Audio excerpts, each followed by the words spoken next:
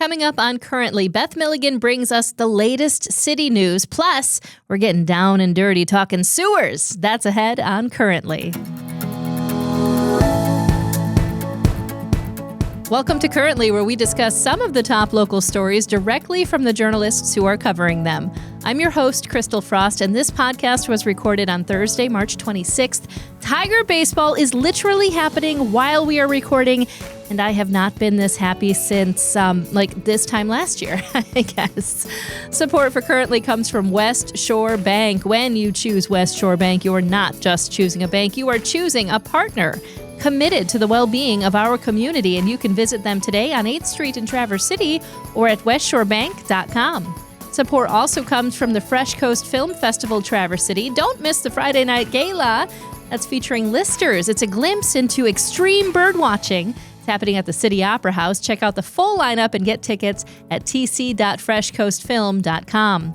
And support comes from Old Town Playhouse, where community comes together in downtown Traverse City. Welcome back, Beth Milligan, head writer for Traverse City Ticker. Look how fancy today, dressed for baseball. Yeah, I know. Look at you. Well, I didn't really feel like baseball attire would be like camera appropriate. Right. Yeah. So, but yeah, I'm going to mentally shift into baseball gear here momentarily. Mentally shifting into baseball. Sparkles on the outside, baseball on the inside. That's the way we should live our life, actually. I agree. Today is the day. We're very excited. We're both big Tiger fans. Mm-hmm. You reported to me that in your fantasy baseball team, yes, you've been a part of this league for 10 years. Yeah, almost a decade, yeah. Are the reigning champion. Like, you win every year? Last year was the first time I won. I worked really hard last year, and I won. And now I got the little golden statue next to my icon in my fantasy league. And I also got the number 1 draft pick randomly. So I got Ohtani. Uh-oh. So I feel good about that. My team name is Ohtani Boy. Oh. Instead of Ohtani. See what I did? Ohtani Boy. Love a good pun. So, yeah, so needless to say, I'm very geeked about baseball. Yes. And, I've tried fantasy baseball. That is a lot of work. It is a lot of work. Yeah. I just try to do the morning, quick reset the lineup and good to go. I mean, it's really you have to research though. Yeah. It gives you an excuse to watch baseball below and feel like you have a stake in it, right? Even more than normal. It's very, very true. We have a standing tradition where we watch both opening days. We watch the actual opening day of baseball, and then we watch the Tigers home opener together. We are recording right now, so we'll be there, boys. We will. I promise. We'll be there soon. It's gonna happen.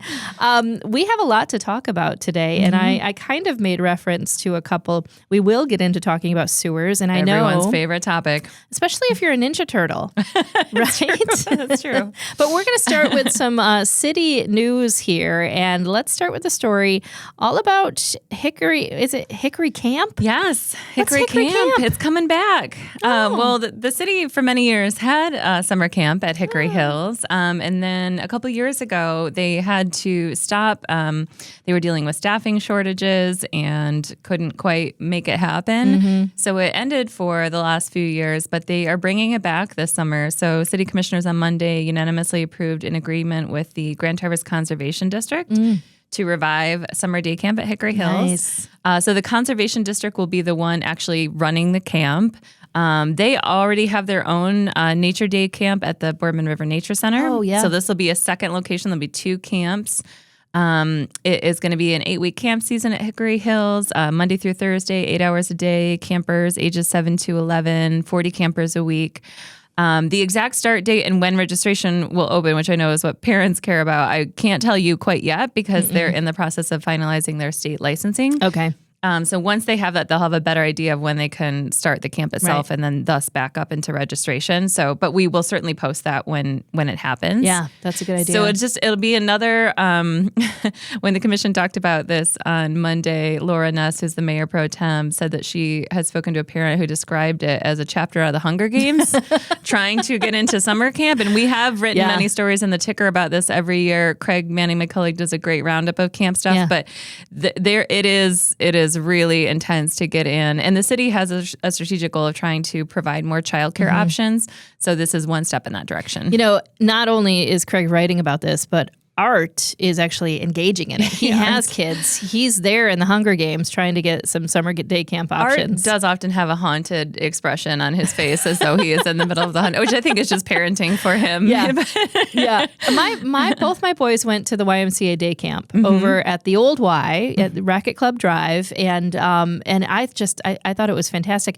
I did not have a day camp when I was growing up. I had Days of Our Lives and Twinkies. Yes, I had some of that too. Long summers in front of Nickelodeon with bags of Doritos. I did have some Vacation Bible School. That was the church equivalent of day camp. The VBS. Some of that VBS. Yep. Yeah, got to get down to that VBS. But I remember getting day camp for my kids. And, now you do send kids to camp until they're 11, 12 years old. I mean, I just feel like as a latchkey kid, it was just like, oh, hey, don't answer the door. Yeah. That's it. There you go. You had an invisible babysitter, and it was God. And he was watching all the time. So you had to be good. Yes. And Michael Landon on Little House on the Prairie. That was day camp, baby. What else is happening with the city? Yeah. So also on Monday, and a lot of these items that were on the City Commission agenda on Monday were originally supposed to be on the 16th. But of course, we had Snowmageddon happen. So that meeting had been moved. So many of these items were brought to a special meeting this week, including kind of a handful of water-related projects. So the first was the City Commission approved a contract with Elmer's. The city's going to be constructing a new culvert for Kids Creek on 11th Street between Elmwood and Division, so over by the Commons. There's an undersized culvert there that'll, make that the right size, have some green infrastructure. These are all projects that are trying to get Kids Creek off of the state's impaired waters list. So another good project over there that was with a lot of funding support through a state grant, which the Watershed Center helped secure. The other one was the city gave the county permission through an access agreement we're going to start seeing some changes happen over on Beitner Road where that bridge is, where a lot of people are used to, like if you go tubing down the Boardman River, you start, usually further up the river, and a lot of people get out at that Beitner launch. When Grand Traverse County Road Commission replaces that bridge, which could happen later this year, the state has told them they are no longer allowed to access the launch there. They're not allowed to have a drive off Beitner into that launch. So, obviously everyone uses it. I will say, as someone who has used it, if you use it, it's a little intense of a conflict point there. You got people coming over the bridge. The traffic is very heavy on Beitner. Yeah. The lot is pretty small, so people get kind of jammed around trying to get in and out. So because they have to close that there, they do recognize that people want to use the river, and that's a big spot. So the city owns a lot of land around the Roundabout area, and so they have an agreement now with the county. The plan is to build essentially a new road. It's going to run parallel to Seabrook Lane, which is kind of on the backside there. So parallel to Beitner. So kind of coming off the Roundabout area, it'll be more of a back drive. It won't be off Beitner to get over to a new kind of gravel road to get over to that launch area. Okay. So you're not, yeah, it was a little harrowing experience trying to access that before. Yeah. And they're also this agreement will also allow some other things to happen. They're going to close the Olson Bridge lot entrance off Keystone Road and consolidate the vehicle access at the Roundabout area. So they're kind of reconfiguring basically some of the trails and drives in that area to make it safer for pedestrians and also make sure people can still get to that launch. Speaking of Elmer's, I just want to say, is their slogan still "Get a load of this"? Is that what it was for a while? Could I fact check that right now? Is it like "Get a load of this"? Because I always thought that was fantastic. And then There Goes Elmer's. I think that was another big one. Yeah, There Goes Elmer's. They still have it. You know what? I could tell you this. It looks like they have a sticker up for sale with that phrase on it. Really? So, yeah. Sounds good. Also, they're hiring, by the way, and they're not even one of our sponsors, but I think they're a great place to work. So. Their social media is very fun. They're very active and engaged. And actually, you didn't do a bad segue there, because the last thing I was going to mention from this city story about Monday's meeting was a contract with Elmer's for pavement work. I did that on purpose. Thank you. Very professional. So it was a little over a $1.3 million contract. This is for 3 kind of key projects this year. It's going to be, so folks know, where repairs are coming on Oak Street between 7th and 13th Street, on 7th Street between Elmwood and Division, and on Elmwood between 11th and Front. So those 3 streets are all going to get some work this year. I will mention, because every time I mention 7th Street, people are like, what about the rest of 7th Street from like Division to Union? I will just let people know that it is in the city's long-term plan to reduce 7th. Part of the wait is that we have the reconstruction of Central Grade coming up. We're going to have a lot of heavy traffic in that area. Yeah. And so I think the city is taking some time to allow that project to get through. And then 7th Street, the rest of it is looked at. But there's part of 7th that will be worked on this year.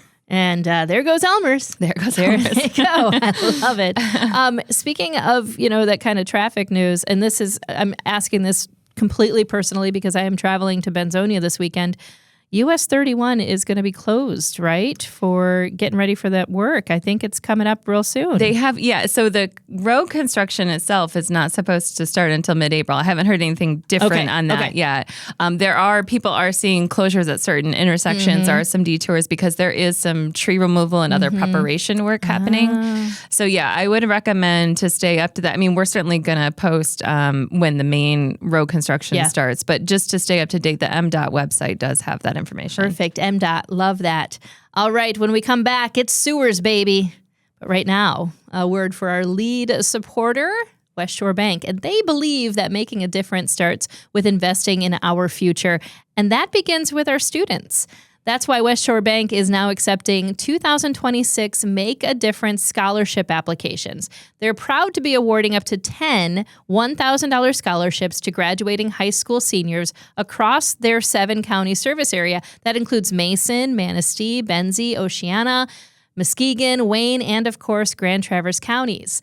Now, these scholarships support students who demonstrate strong academics and leadership and a commitment to their communities, helping them take the next step toward a college or a university education. Applying is really easy. Eligible seniors with a 3.0 GPA or higher who plan to enroll in a 4-year college or university can apply online right now, but don't wait because the application deadline is March 31st. So get that going, kiddos. It happens at 11 p.m. March 31st. West Shore Bank has been making a real difference for generations, and they're proud to help shape what comes next. Learn more and apply today at westshorebank.com/making-a-difference scholarships. Terms and eligibility requirements do apply. God, I remember when I was in high school. Do you? I barely do. It's like a long years. time ago. But I remember all, getting that packet because, I was like merging internet high school student, but I got a packet of scholarships to apply for from my guidance counselor. And it was like just a giant, like maybe 5 trees. Wow. It's crazy. And I was just like, man, that's a lot of work. Yeah. Clearly I did not get one. Clearly we did not go that route at all. We're going to kind of, I don't know how to segue into this other than to say Teenage Mutant Ninja Turtles again. Teenagers. Teenagers. There you Thank you. Scholarships, teenagers, pizza. Let's talk about the sewer system in Traverse City. Yeah. I mean, this is funny. I knew this is a topic, obviously it's not the most pleasant topic to talk about, but it is also one that people have a lot of opinions about and complain about a lot. And this article that we had this week, I think addresses 2 of the main things that I see people complain about the most. So I thought this would be good to just share some information on. Let me think if I can think of these things. Okay. It smells. It sure does. And why is it located there? Yes. Yeah, that's true. Did I do it? You did. And and unfortunately, I mean, the answer to one of those is it was built there and it's probably never going to be moved because it would be really, really expensive to do that.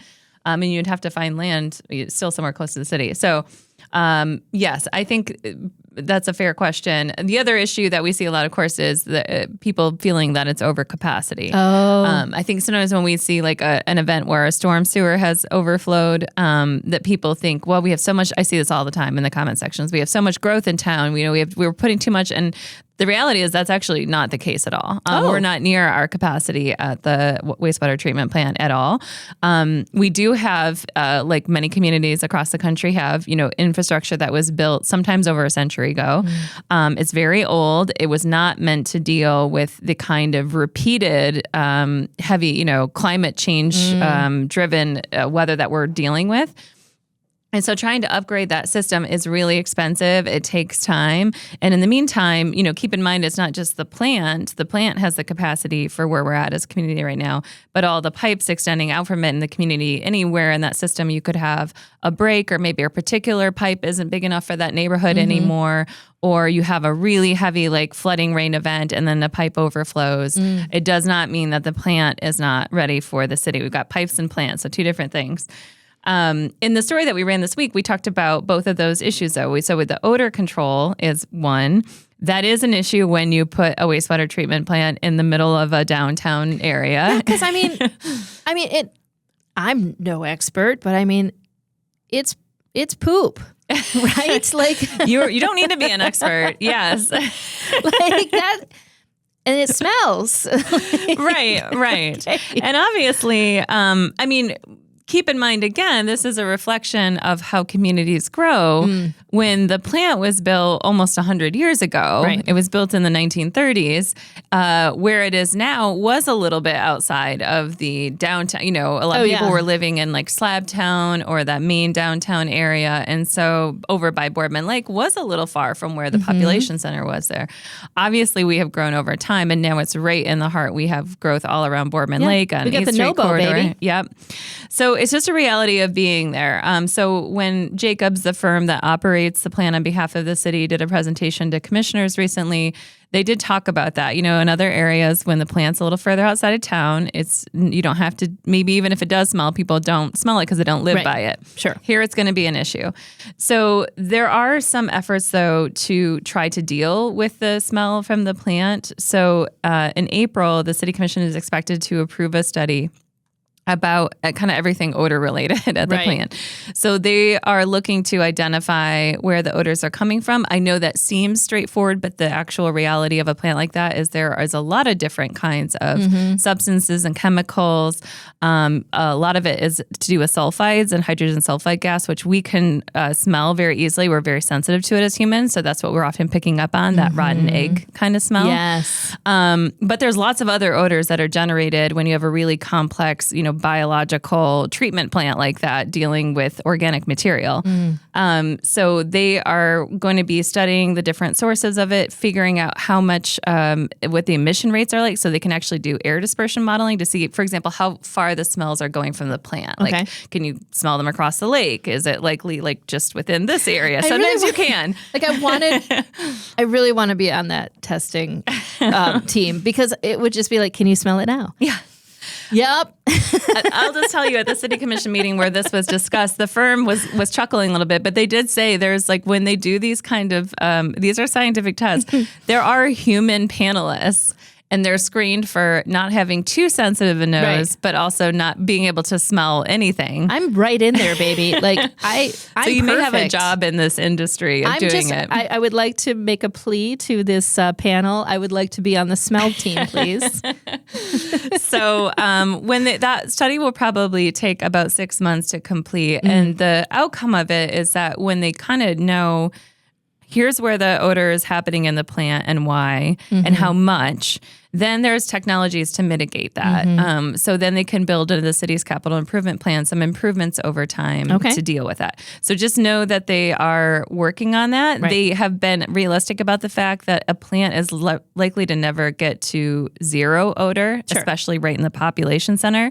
But the goal is where the fence line of the plant is, you can get the majority of it contained so it's not a nuisance to neighbors, people who are living in that area. So they're going to try to get there. Speaking of smells. Yes. Have you noticed that in the springtime in downtown Traverse City, it smells like hot dogs? Like hot dog water? Am I the only one that has noticed that? I think, no, Jordan has noticed this. Okay. I think it's the pear trees downtown. Oh, that could be. Do you think that, am I the only one that thinks that they smell like hot dog water? Well, we can ask listeners or viewers to comment and tell us if you also smell the hot dog smell in downtown Traverse City. I'm just going to say, in the spring, you're going to have the wastewater over on the northern Boardman side, and then you're going to smell like hot dogs downtown. It is what it is. It is what it is. You're like, I don't know. I don't know. Now I'm going to pay attention and see if I can smell that. But let's pay attention this year, okay? Okay. The other thing that I'll touch on real quickly with the plant is the capacity issue. And I should also mention real quick with the odors that actually the irony of them getting ready to do a study soon is that you may be noticing right now as you're listening or watching the show, and for the next week or two, it's actually worse over there. And that's because overall, the plant is getting tens of millions of dollars in improvements. I mean, this is a really significant upgrade effort for the equipment that's happening at the plant. So we are trying to modernize our infrastructure. Right. But to do that right now, with some of the work they're doing this year, they have to disable the odor control system and move it. Okay. So it'll be down for a short period of time. So if it's really bad right now, just know they know that. They've warned the public. It's supposed to be early to mid-April back online. So this is fascinating. I will tell you, I have had the privilege, and I will use the word privilege, of touring the plant on a media tour once. Yeah. And it is really fascinating to see. It is very complex. That area that is now Safe Harbor used to be the Boys and Girls Club of Grand Traverse. And we could not afford to take kids anywhere, right, on field trips. So we did a tour of the wastewater treatment plant with our kids because it was right there. Yeah. Every year. Really so those taking kids. Me back to the Boys and Girls Club as well. And, and also the smell was a lot worse back then. It is. It's gotten better. A lot better. And for you folks who are like, we have too much development, too much growth, like our plant's overwhelmed. It's really not the case. Yeah.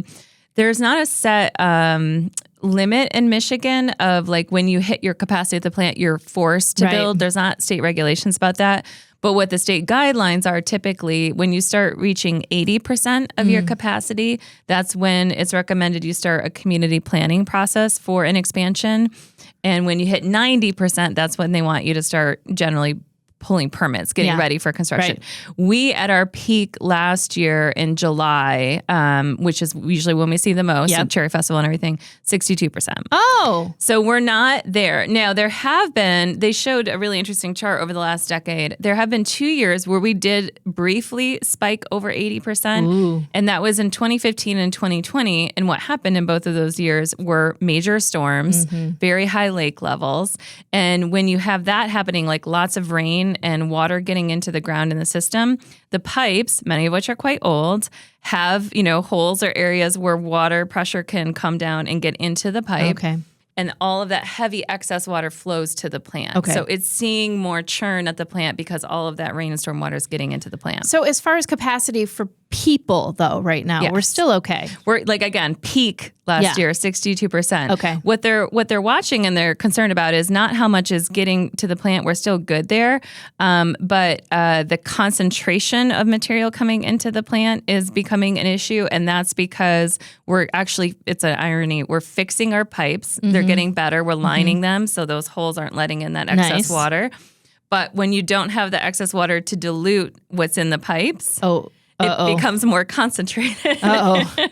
So then the organic material, that's what we're going to call it scientifically, coming into the plant is stronger, and that does create a problem over time if that continues. And it also, the population growth in that particular case, so for people who want to be right about this, the population growth can contribute to the strength of the wastewater coming in. So the strength of the concentrated organic material. We're using a lot of euphemisms we are right really, now. I mean... You get a couple beers at me, I could put this in layman's terms a little better, but it's very strong, and we want to fix that eventually because how strong that is can affect everything from it can build up sludge in the plant, how it breaks down changes and can affect the efficiency of equipment. Sure. So just to wrap up, we're doing okay with capacity, actually. We're great from both.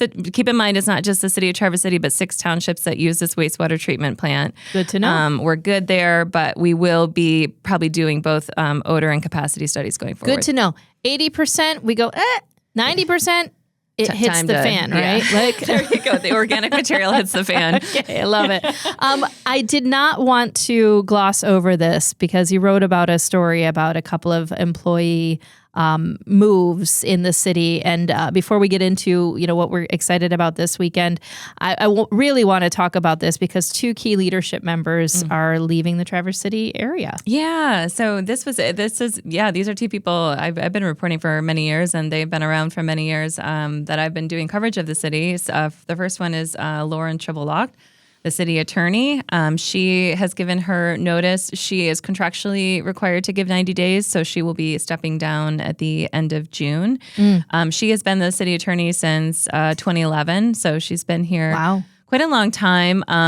She's an attorney that I think is highly respected in the community. She's, the city, when it put out its press release about this, noted that in appellate matters, 100% of her cases have been unanimously in the city's favor. What? So she has an incredible track record for the city. And we have seen, I can give a couple examples in recent years, but the litigation over Fish Pass, which the city successfully won in the end, is just one example. She's been involved in many high profile cases. So she just said, she didn't quite get into all of the reasons, but she did say that it was the right time for her. She said she made the decision independently.